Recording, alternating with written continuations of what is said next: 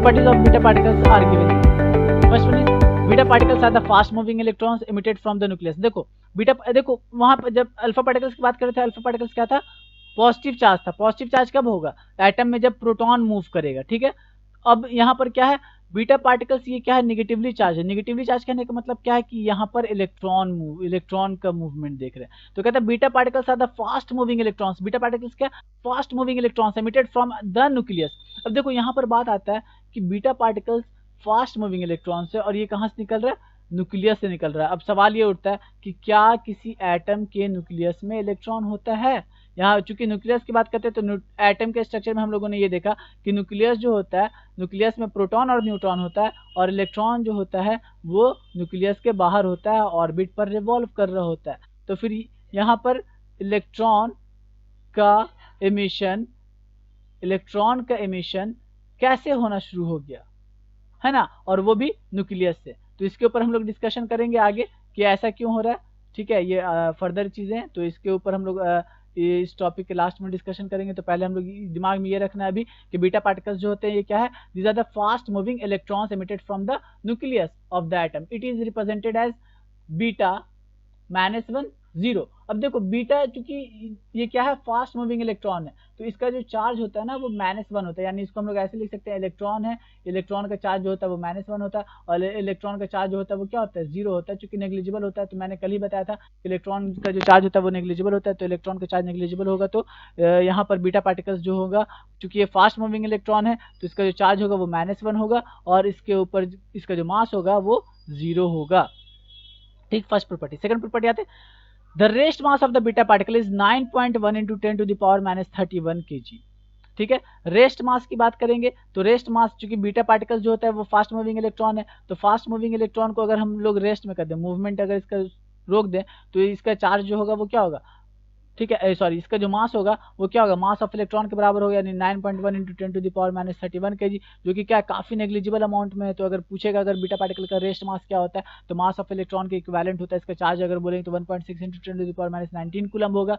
और अगर इसका स्पेसिफिक चार्ज अगर निकालेंगे तो specific charge 1.76 into 10 to the power 11 coulomb per kg होता है। इसको हम लोग निकाल सकते हैं, ठीक है।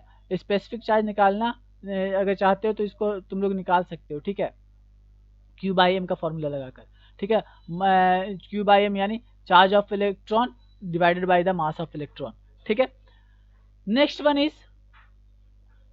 The speed of beta particle. कहता है the speed of beta particles is in the order of 10 to the power 8 meter per second और less than 3 into 10 to the power 8 meter per second. Beta particles का जो speed होता है ना वो लगभग 2.5 into 10 to the power 8 meter per second होता है। तुम्हारे बुक में मेंशन नहीं किया है, लेकिन ऑलमोस्ट अगर देखा जाए तो 2.5 के पास होता है। इसका जो चार्ज का जो इसका जो स्पीड होता है ना वो लगभग 2.5, यानी लाइट का जो स्पीड होता है 3 into 10 to the power 8 meter per second, उससे क्या होगा, कम होगा, ठीक है। इससे क्या होगा, कम होगा, सॉरी, इससे क्या होगा, कम होगा।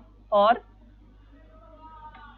किसका, बीटा पार्टिकल्स का। और अल्फा पार्टिकल्स का जो होगा वो इससे भी कम होगा, यानी अल्फा पार्टिकल्स का जो स्पीड होता है वो लगभग 10 to the power 7 metre per second होता है, बीटा पार्टिकल्स का 2.5 into 10 to the power 8 meter per second, और लाइट का speed 3 into 10 to the power 8 meter per second होता है।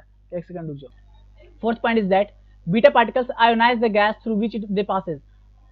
It shows the similar properties with that of the alpha particles. Alpha particles also ionizes the gas with the positive charge, and beta particles are what? Beta particles are the negatively charged. That means whenever they passes through a gases, they give their charges to the gaseous particles and they helps to ionize the gaseous particles. That means beta particles भी जब भी क्या होगा, वो क्या करेगा, वो move करेगा किसी भी गैसेस से, वो क्या करेगा, उसको आयोनाइज करेगा, और वो क्या कैसे आयोनाइज करेगा, निगेटिवली चार्ज करेगा। तो कहते हैं ionising power of the beta particles is रफली 1/100th times that of the alpha particles but nearly 100 times that of the gamma radiation. मतलब बीटा पार्टिकल्स का जो क्या कहते हैं आयोनाइजिंग पावर जो होता है वो 1/100 times that of the alpha particles. मतलब आयोनाइजिंग पावर की बात करेंगे तो अल्फा पार्टिकल्स का आयोनाइजिंग पावर बीटा पार्टिकल्स के आयोनाइजिंग पावर से ज्यादा होता है, और गामा पार्टिकल्स का आयोनाइजिंग पावर बीटा पार्टिकल्स के आयोनाइजिंग पावर से 100 टाइम्स कम होगा अगर आयोनाइजिंग पावर की बात करेंगे। यानी सबसे ज्यादा आयोनाइजिंग पावर किसका होगा, अल्फा पार्टिकल का। उसके बाद आयोनाइजिंग पावर सबसे ज्यादा किसका होगा, बीटा पार्टिकल्स का। गामा पार्टिकल्स का आयोनाइजिंग पावर होता ही नहीं है, ना के बराबर है, क्योंकि गामा पार्टिकल्स क्या है, कोई चार्ज ही नहीं है इसके पास। तो बीटा पार्टिकल्स का सबसे ज्यादा अगर बोलेंगे आयोनाइजिंग पावर किसका होगा, तो अल्फा पार्टिकल्स का। एक कारण इसका आयोनाइजिंग पावर सबसे ज्यादा होने का भी क्या है, क्योंकि इसके पास 2 प्रोटॉन होता है, 2 टाइम्स इसके पास क्या है, चार्ज ज्यादा है बीटा पार्टिकल्स से। बीटा पार्टिकल्स के पास कितना है, 1 इलेक्ट्रॉन है। 1 इलेक्ट्रॉन अगर हम लोग बीटा पार्टिकल्स को देखते हैं तो बीटा पार्टिकल्स एक बार अगर सिंगल बीटा पार्टिकल निकलता है तो उसके पास कितना, 1 इलेक्ट्रॉन है, ठीक है। लेकिन अल्फा पार्टिकल्स के पास क्या, 2 प्रोटॉन है, इसीलिए अल्फा पार्टिकल्स के पास आयोनाइजिंग पावर ज्यादा होता है बीटा पार्टिकल से। बीटा पार्टिकल्स का पेनिट्रेटिंग पावर क्या है, ये अल्फा पार्टिकल्स के पेनिट्रेटिंग पावर से ज्यादा होता है। They can pass through nearly 5 meter in air through thin card sheet and even through the thin aluminum foil, but a 5 mm thick aluminum sheet can stop the beta particles। कहता है beta particles का penetrating power ज्यादा होता है। अब देखो beta particles का penetrating power ज्यादा होता है, कैसे बीटा पार्टिकल्स का पेनिट्रेटिंग पावर ज्यादा होता है, इसको समझते हैं। कहता है कि देखो चूंकि इसका मास कम है, बीटा पार्टिकल का क्या है, मास क्या है, 0 है, नेग्लिजिबल मास है, ठीक।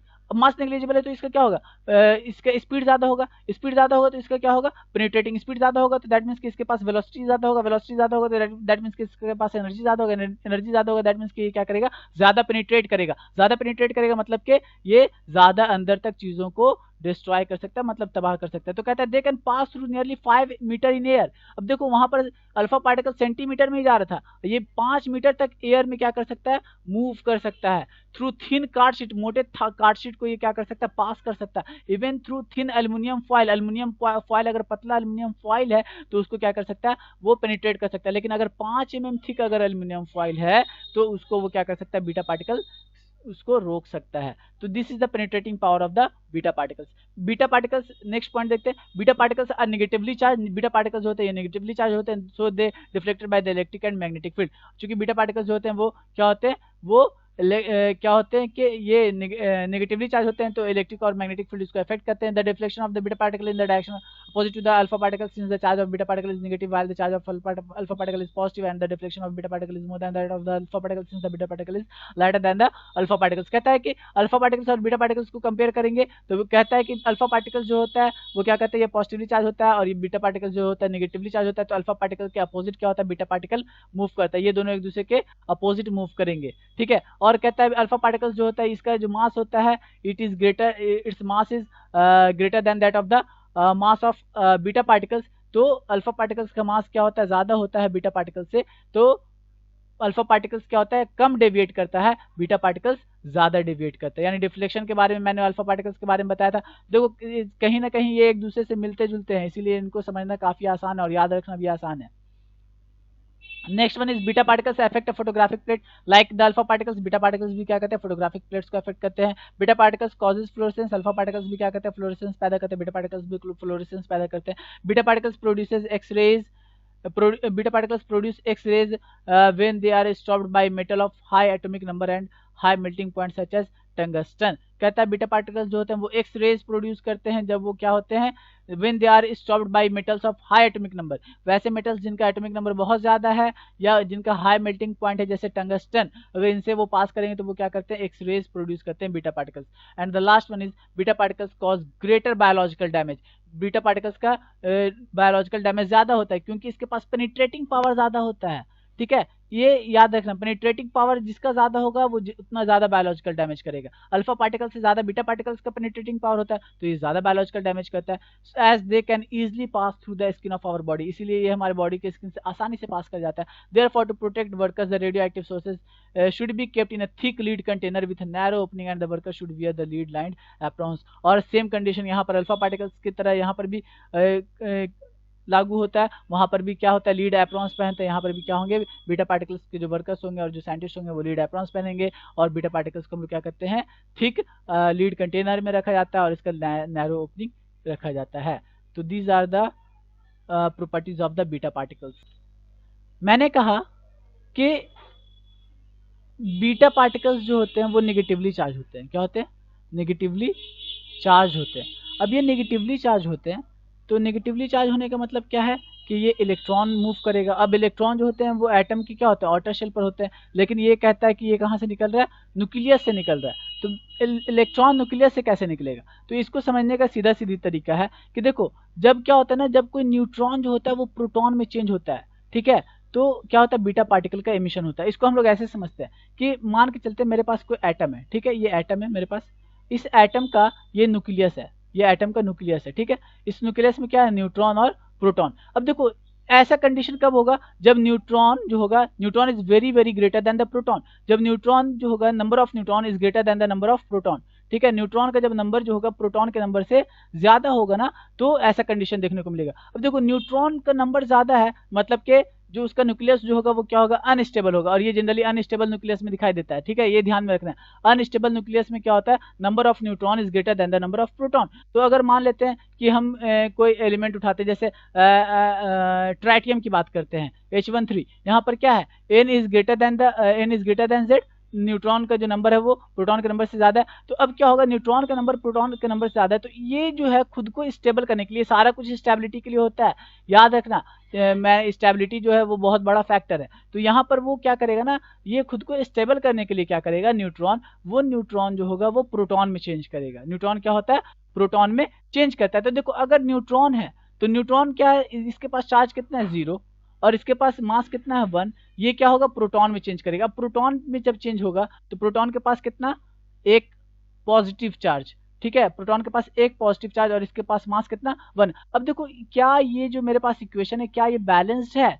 इसके पास देखो एक चार्ज, इसके पास न्यूट्रॉन के पास 0 चार्ज है, प्रोटॉन के पास एक पॉजिटिव चार्ज है, न्यूट्रॉन के पास एक मास, यहाँ पर प्रोटॉन के पास एक मास। इसका मास तो क्या है, ये इसका जो मास है वो क्या है, बराबर है, लेकिन चार्ज बराबर नहीं है। तो इसको बैलेंस करने के लिए हम क्या करते हैं, एक इलेक्ट्रॉन लेते हैं, और इलेक्ट्रॉन के पास क्या होता है, नेगेटिव चार्ज होता है। यानी इसके पास एक पॉजिटिव चार्ज, एक नेगेटिव चार्ज, और यहाँ पर क्या हुआ, ये दोनों बैलेंस हो गया। और चूंकि इलेक्ट्रॉन के पास क्या होता है, मास जो होता है इलेक्ट्रॉन का वो 0 होता है, तो यही जो इलेक्ट्रॉन यहाँ पर निकल रहा है, दिख रहा, यही इलेक्ट्रॉन जो होता है वो बीटा पार्टिकल। क्योंकि ये बहुत फास्ट मूविंग, अनस्टेबल होता है, तो अनस्टेबल होने की वजह से क्या होता है, ये बहुत फास्ट मूविंग होता है, तो फास्ट मूविंग की वजह से इलेक्ट्रॉन बहुत तेजी से बाहर निकलता है। तो ये इलेक्ट्रॉन जब बहुत तेजी से बाहर निकलेगा तो यही क्या होगा, बीटा पार्टिकल्स के फॉर्म में दिखाई देगा। इसीलिए हम लोग बीटा पार्टिकल्स को क्या कहते हैं, फास्ट मूविंग इलेक्ट्रॉन्स कहते हैं, और ये नेगेटिवली चार्ज होता है। आई थिंक बीटा पार्टिकल्स से रिलेटेड जो भी कंडीशंस और जो क्योरीज होगा कंप्लीट हो गया होगा।